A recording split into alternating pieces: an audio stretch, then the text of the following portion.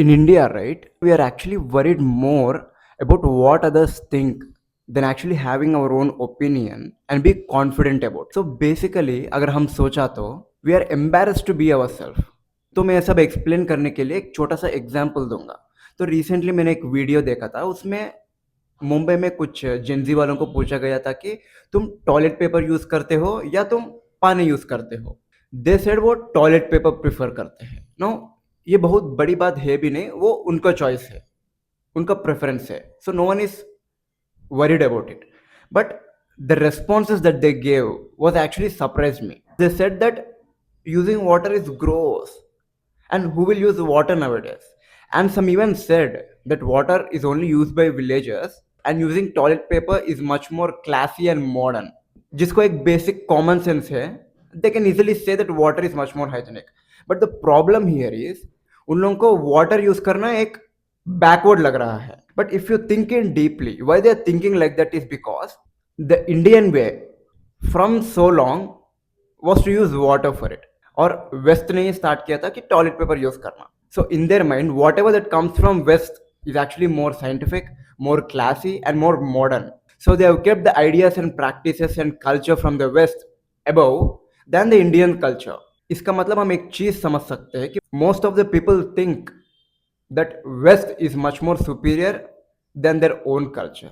And even if we see recently also, most of the innovations and all of these are coming from West. But the main problem is you hating your own culture, thinking your own culture is not great or less than the other cultures is what makes you the whole problem.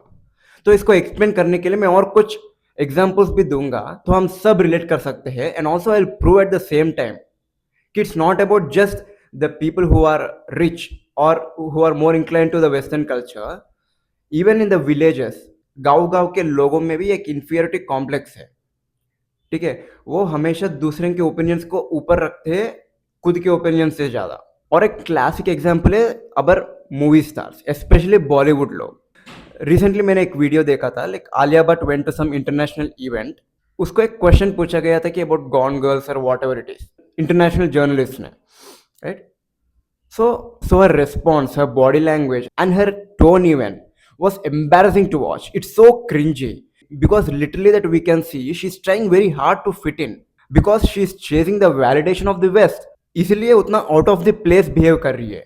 That it's a big tragedy that one of the India's famous actress and top actress even, and she's a good actress also, is trying so hard to fit in into the Western culture instead of being proud of her own culture. And when asked that what is her favorite movie, she could have told about some Indian movie which would actually be like a promotion for that movie.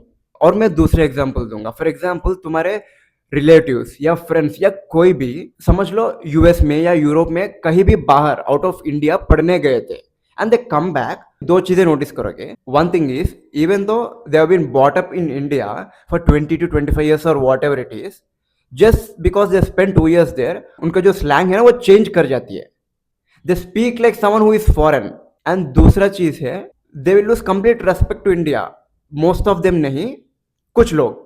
And they think the foreign countries itself superior. मतलब उनका culture भी ठीक है, civic sense ले लिया, rule ले लिया, even like cities ले लिया उधर का, आर सुपीरियर देन अस.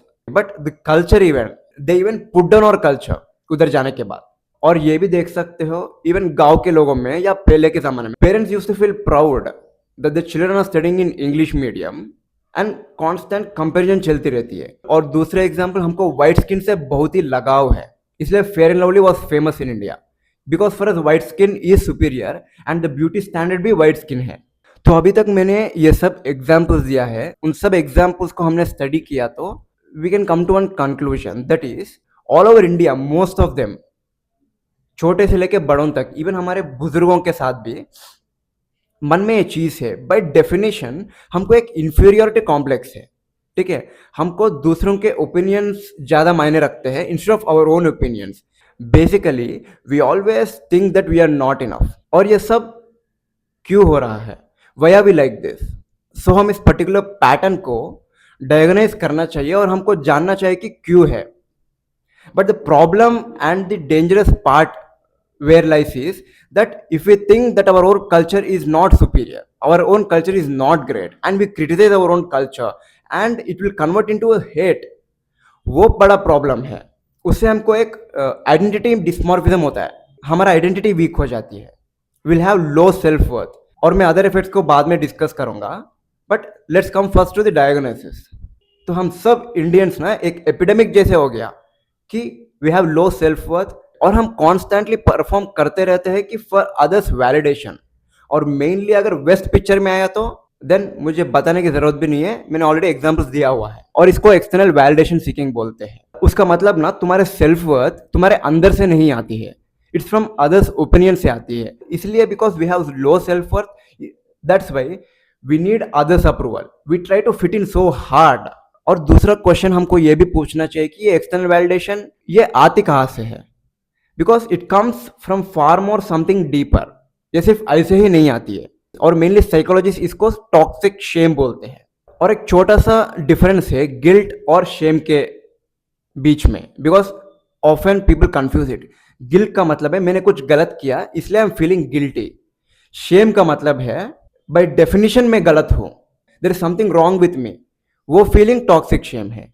तो this guy will constantly be cautious about his skin colour, about his race, about his country that he is living in, the way he eats his food, everything, every particular thing the person suffers with toxic shame will be conscious of, and whatever he does he thinks that it's not good enough। और इस सब चीज़ों में tragedy पता है क्या है, जो भी ये लोग सब कर रहे हैं ना ऐसे, and they are feeling this kind of things, उनका गलती नहीं है, even they don't know that they are doing it actually.